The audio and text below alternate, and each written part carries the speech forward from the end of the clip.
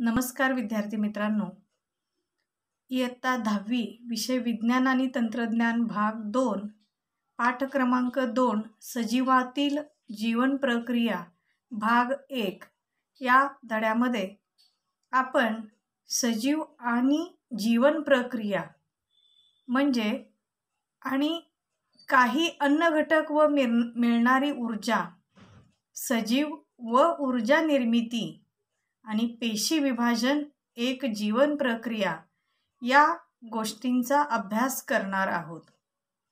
या गोष्टींचा अभ्यास करत असताना विद्यार्थी मित्रांनो, सजीव आणि जीवन प्रक्रिया हा घटक जो आहे तो पहिल्यांदा आपण अभ्यासणार आहोत। जीवन प्रक्रिया सजीवांमध्ये शरीरामध्ये ज्या जीवन प्रक्रिया होत असतात म्हणजे सजीवांच्या शरीराच्या ज्या वेगवेगळ्या प्रक्रिया चालू असतात जीवनामध्ये म्हणजे शरीरामध्ये, त्याच्यामध्ये जसं अन्नपचन, त्यानंतर शोषण, सात्मीकरण, श्वसन, उत्सर्जन, ह्या सजीवांच्या जीवन प्रक्रिया ज्या आहेत त्या खूप मोठ्या प्रमाणात शरीरामध्ये होत असतात। त्यातले 2 भाग केलेले आहेत या धड्याचे आणि त्यातले काही भाग आपण जीवन प्रक्रिया भाग 1 मध्ये पाहणार आहोत। यानंतर या धड्यातील आपण सजीव व जीवन प्रक्रिया म्हणजे living organism and life processes हा धडा बघत असताना आपण पहिल्यांदा याच्या अनुषंगाने काही प्राथमिक माहिती म्हणजे आपण याच्यावर आधारित असणारे काही उजळणीचे प्रश्न आपण सुरुवातीलाच पाहणार आहोत।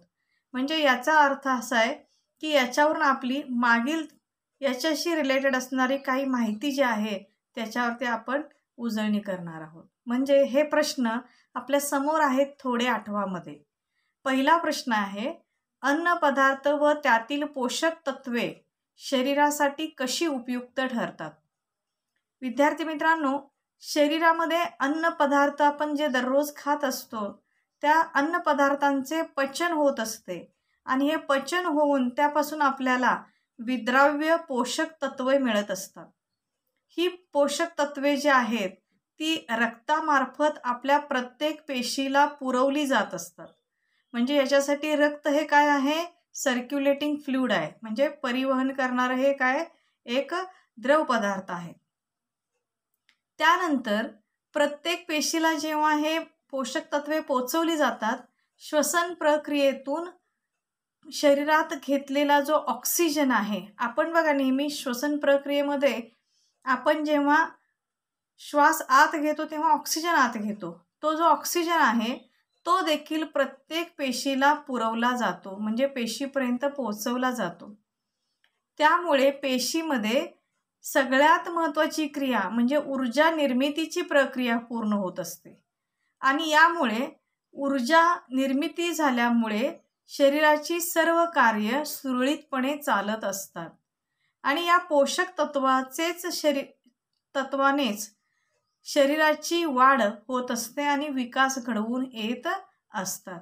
म्हणजेच मुलांना तुम्हाला लक्षात आलं असेल की हे अन्न पदार्थ आपण जे खातो त्यातून पोषक तत्वे आपल्या शरीराला मिळतात आणि त्याच्यातून ऊर्जा निर्मिती होते आणि ऊर्जा निर्मिती झाल्यामुळेच शरीराची वाढ आणि विकास होत असतो।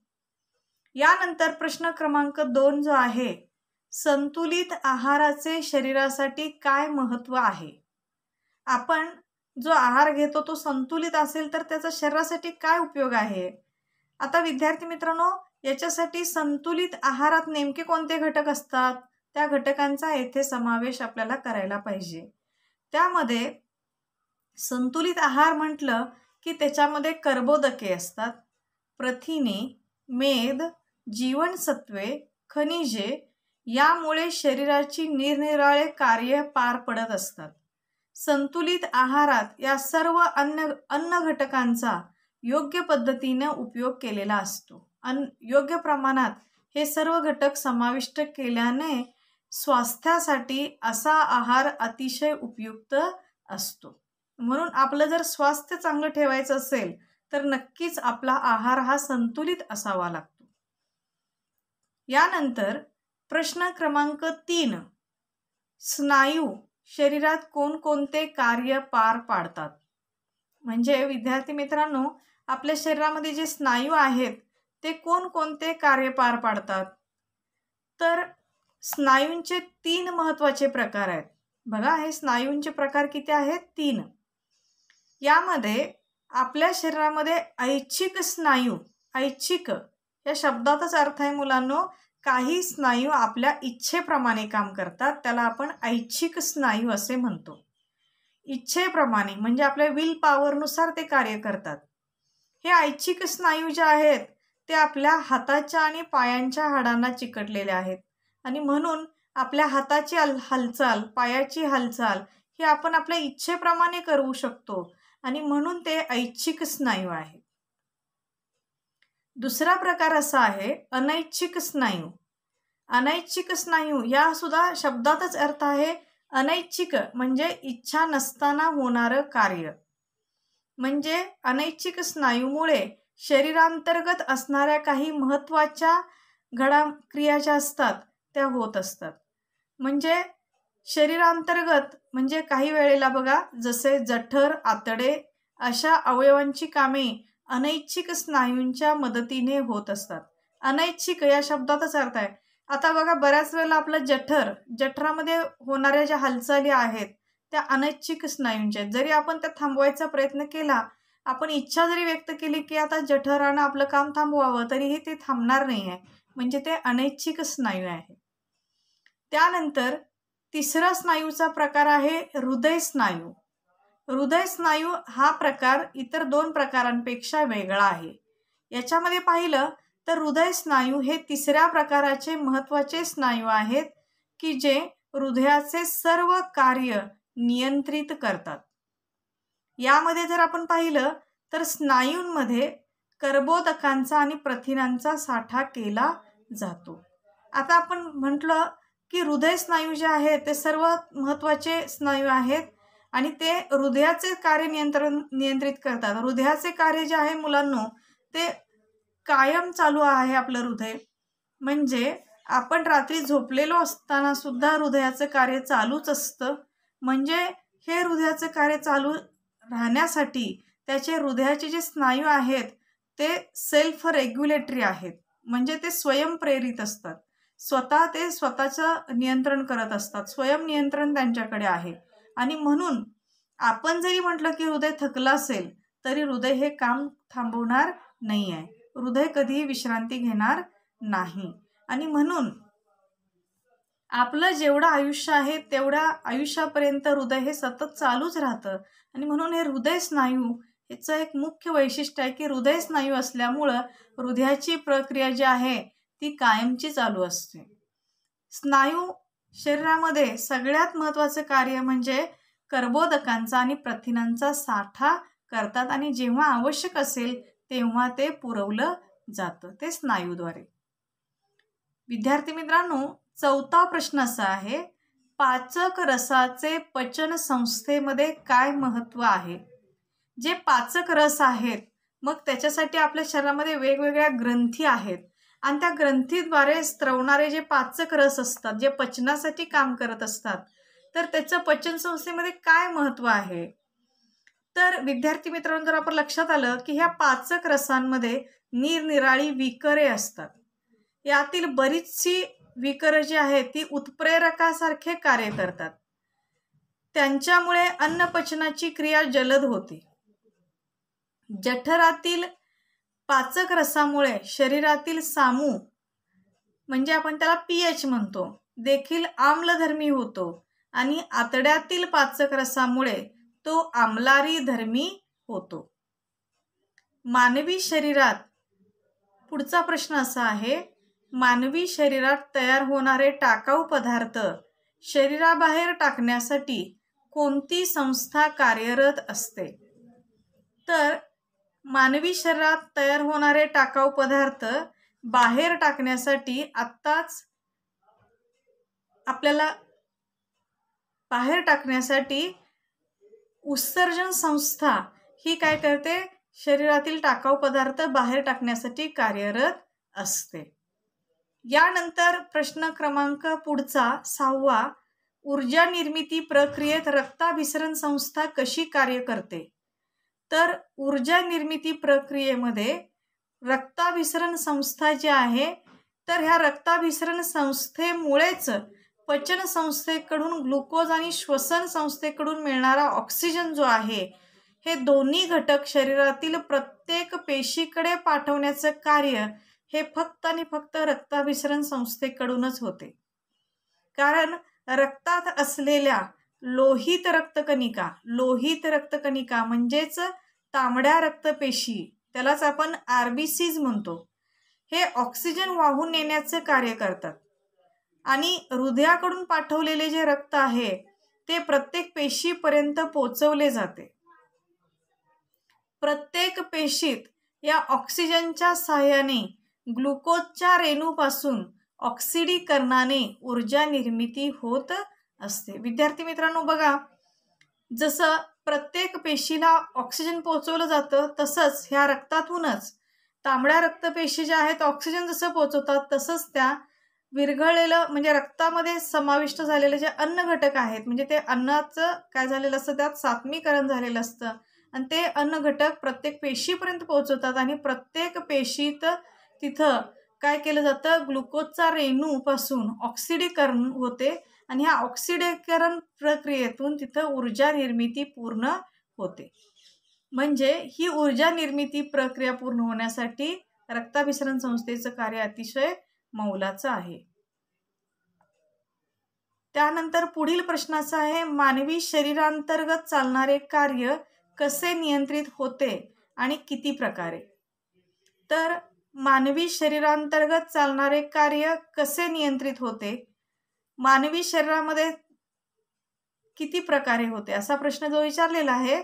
मानवी शरीरामध्ये 2 यंत्रणांद्वारे परिणामकारकरित्या समन्वय आणि नियंत्रण केले जाते.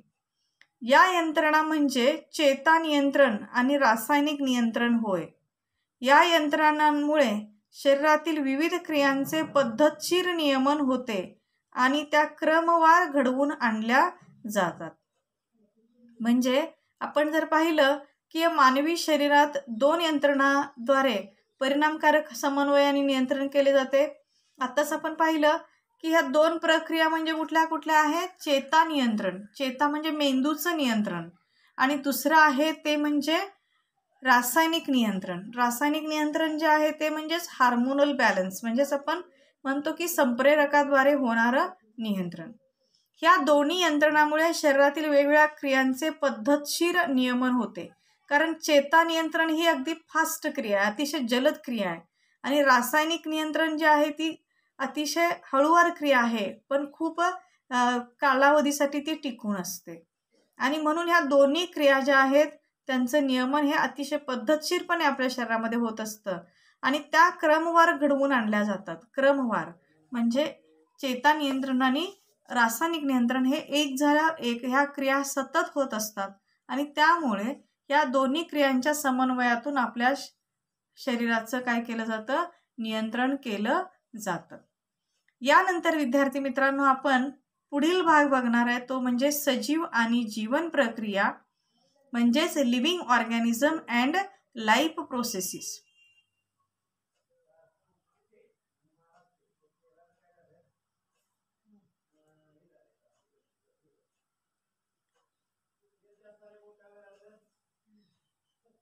जीवन प्रक्रिया यामध्ये आपण जर पाहिलं तर मानवी शरीरामध्ये अनेक प्रकारच्या संस्था अविरतपणे कार्य करत असतात. विद्यार्थी मित्रांनो, तुम्हाला माहीत आहे अशा वेगवेगळ्या संस्था कोणत्या आहेत की ज्या आपल्या एका शरीरामध्ये ॲट अ टाइम सगळ्या संस्था कार्यरत असतात. त्याच्यामध्ये पचन संस्था आहे, श्वसन संस्था आहे, रक्ताभिसरण संस्था आहे, उत्सर्जन संस्था आहे, नियंत्रण संस्था आहे. ह्या सगळ्या संस्था आपल्या शरीराच्या अंतर्गत बाह्य अवयव तसेच आपले बाह्य अवयव आपले कार्य स्वतंत्रपणे परंतु सर्वांच्या समन्वयातून करत असतात. विद्यार्थी मित्रांनो, मी एक छोटंसं उदाहरण सांगते. जेव्हा आपण अन्न ग्रहण करतो म्हणजे तेव्हा पचन संस्थेचं काम चालू होतं. त्याच वेळेला आपण श्वास पण घेत असतो म्हणजे श्वसन संस्थेचं पण कार्य चालू असतं. अन्न घेतलेलं पचन झाल्यानंतर रक्ताभिसरण संस्थेचं काम चालू होतं. जेव्हा प्रत्येक पेशीपर्यंत हे ऑक्सिजन असेल किंवा ग्लुकोज असेल पोचवलं जातं, तेव्हा त्या प्रत्येक पेशीला पोचवल्यानंतर तिथून तयार झालेले जे उत्सर्जित पदार्थ आहेत, टाकाऊ पदार्थ आहेत, ते पुन्हा काय केले जातात, रक्तातून बाहेर टाकले जातात. आणि ते रक्तातून ते परत आणून ते वृक्काकडे नेल्यानंतर म्हणजे किडनीकडे नेल्यानंतर उत्सर्जन संस्थेचं पण कार्य चालू राहतं. आता विद्यार्थी मित्रांनो, प्रत्येक अवयव व्यवस्थित काम करतोय की नाही ह्या सगळ्यावर नियंत्रण करणारा आपला मेंदूचा जो भाग आहे म्हणजे मध्यवर्ती चेतासंस्था, हे याचं सुद्धा नियंत्रण सगळ्या अवयवांवरती असतं. आणि म्हणजे सगळे अवयव आपले व्यवस्थित काम करतायत की नाही याच्यावरती पूर्णपणे नियंत्रण हा मेंदू करत असतो. म्हणजे मुलांनो, हे अंतर्गत जे असणारे अवयव आहेत ते सगळे एकमेकांच्या समन्वयातून काम करत असतात. याला मदत करणारे आपले बाह्य अवयव जे आहेत ते म्हणजे आपले हात आणि पाय असेल की हे बाह्य अवयव आहेत. आपले डोळे हे बाह्य अवयव आहेत की आपल्या ह्या सगळ्या कार्यांसाठी मदत करत असतात. तर ह्या सगळ्यांच्या समन्वयातून आपल्या शरीरातील जीवन प्रक्रिया पूर्ण होत असतात. ही सर्व यंत्रणा जी आहे ती प्रत्येक सजीवांमध्ये कमी अधिक प्रमाणात समान पद्धतीने कार्यरत असते. यासाठी यांना अखंडपणे ऊर्जेच्या स्रोताची आवश्यकता असते.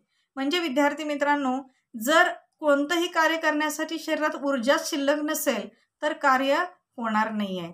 आणि म्हणून एवढ्या क्रिया आपल्या शरीरामध्ये एका वेळेला चालू असतात आणि म्हणून शरीराला ऊर्जेची खूप गरज असते. मग ही ऊर्जा मिळणार कुठून आपल्याला? तर याच्यासाठी कर्बोदके म्हणजे आपण त्याला कार्बोहायड्रेट्स म्हणतो, स्निग्ध पदार्थ आणि प्रथिनं हे अन्नपदार्थ ह्या ऊर्जेचे मुख्य स्रोत असून प्रत्येक पेशीमध्ये या स्रोतांची आवश्यकता असते. म्हणजे बघा, जर आपण आपल्या आहारामध्ये कर्बोदकांचं प्रमाण जे आहे, कर्बोदके मोठ्या प्रमाणात असतात. म्हणजे आपण तृणधान्यांचा आहार घेतो. तृणधान्य म्हणजे गहू, ज्वारी, मका, तांदूळ ह्या घटकांच्यातून आपल्याला भरपूर कर्बोदकं मिळतात. स्निग्ध पदार्थ त्याच्यामध्ये तूप, लोणी, तेल ह्या घटकांचा समावेश असतो. प्रथिनं जे असतात ते सगळ्या डाळी, दूध याच्यामध्ये प्रथिनं असतात. हे सर्व पदार्थ आपल्याला मुख्य स्रोत म्हणून, अन्नपदार्थांचे मुख्य स्रोत म्हणून प्रत्येक पेशीमध्ये असलेल्या तंतुकणिकांच्या मदतीने ही ऊर्जा आपल्याला मिळत असते. ऊर्जा निर्मितीस फक्त अन्न घटकच लागतात असे नाही, तर त्यासाठी ऑक्सिजनची पण आवश्यकता आहे. म्हणजे आपल्याला जसं अन्न घटक मिळाले म्हणजे एनर्जी मिळते म्हणजे ऊर्जा मिळते असं नाही आहे, तर ही ऊर्जा तयार होण्यासाठी आपल्याला ऑक्सिजनची पण आवश्यकता आहे. आणि हे सर्व घटक परिवहन संस्थेद्वारे प्रत्येक पेशीपर्यंत पोहोचवले जातात. म्हणजे प्रत्येक पेशीपर्यंत पोहोचवण्याचं कार्य मात्र आपली परिवहन संस्था करते, म्हणजे रक्ताभिसरण संस्था. त्यानंतर नियंत्रण संस्थेचेही सर्व प्रक्रियेवर नियंत्रण असतेच. म्हणजेच ऊर्जा निर्मितीसाठी प्रत्येक जीवन प्रक्रिया आपल्या परीने हातभार लावत असते. या सर्व प्रक्रियांच्या कार्यासाठीही ऊर्जेची गरज भासतेच. म्हणजे मुलांना आपल्या शरीराची प्रत्येक क्रिया व्हायची असेल तर पेशीला योग्य त्या पद्धतीनं ऊर्जेची आवश्यकता असते. आता यानंतर आपण इतर प्राणी, फळे, भाजीपाला सेवन करतो.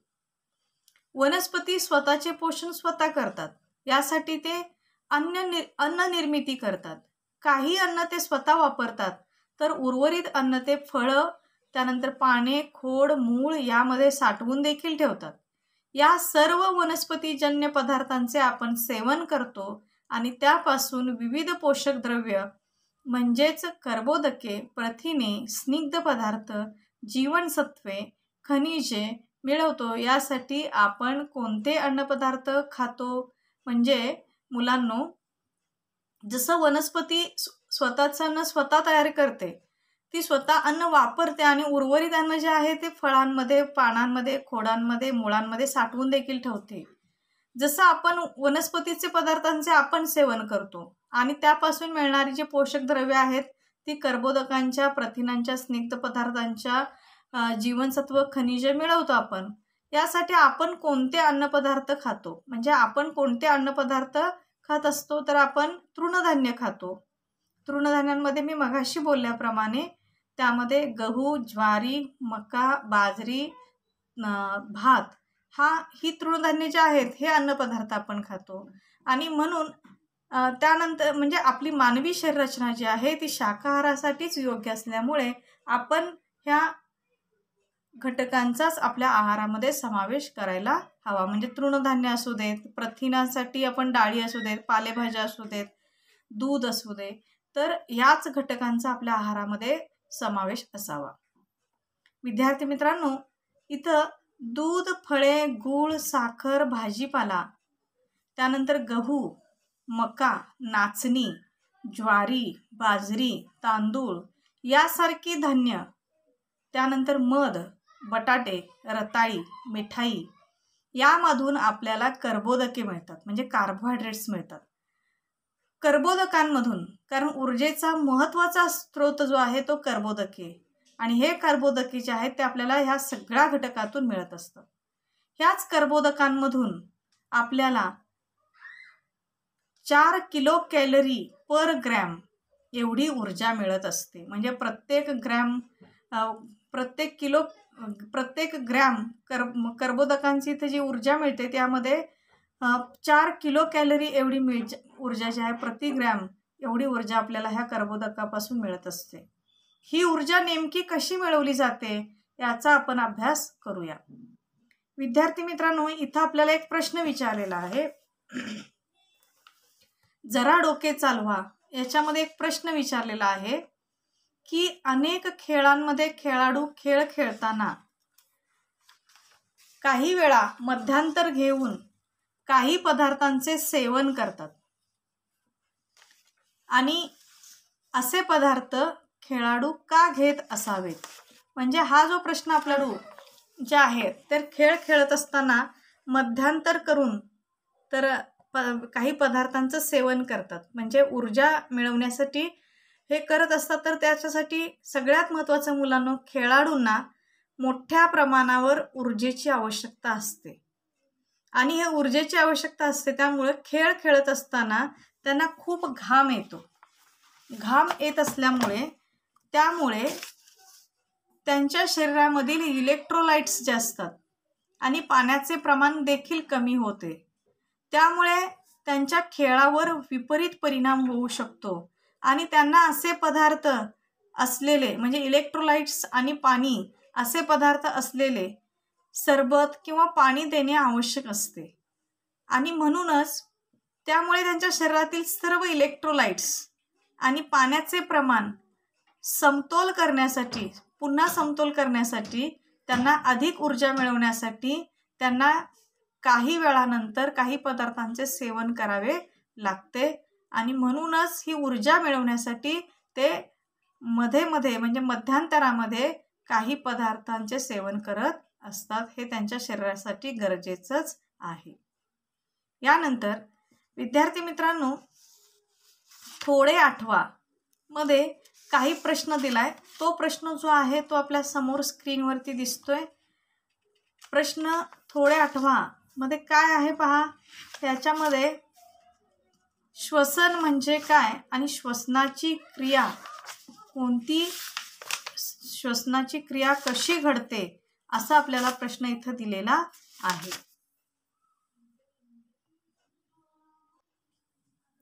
विद्यार्थी मित्रांनो, थोडे आठवामध्ये जो प्रश्न आहे, श्वसन म्हणजे काय आणि श्वसनाची क्रिया कशी घडते.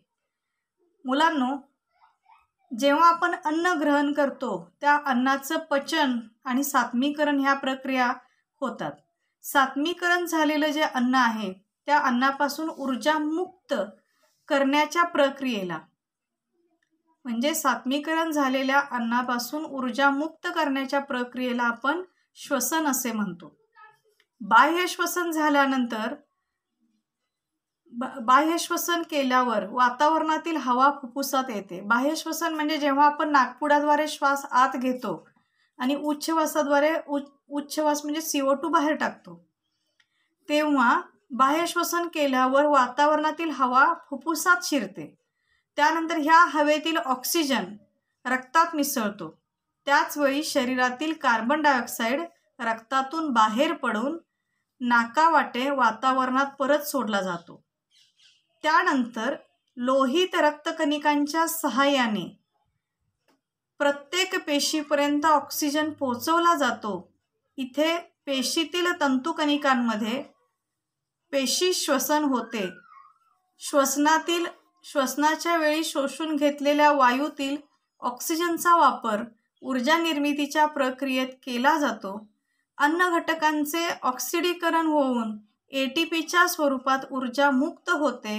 अशा रीतीने श्वासोच्छवास क्रियेने श्वसन सुरू राहते व सतत ऊर्जेचा पुरवठा होतो. म्हणजे श्वासोच्छवास ही जी प्रक्रिया आहे याच्यामध्ये अन्न घटकांचे ऑक्सिडीकरण प्रक्रिया सुद्धा होत असते. यामुळं ATP म्हणजे ॲडिनोसिन ट्रायफॉस्फेटच्या रूपामध्ये ऊर्जा जी आहे ती मुक्त होते आणि ही ऊर्जा जी मुक्त होते अशा रीतीने श्वासोच्छवास प्रक्रियेने श्वसन सुरू राहते व सतत ऊर्जेचा पुरवठा होतो. आता यानंतर विद्यार्थी मित्रांनो, आज आपण इथंच थांबणार आहोत. पुढील भाग आपण नेक्स्ट व्हिडिओमध्ये पाहणार आहोत. धन्यवाद.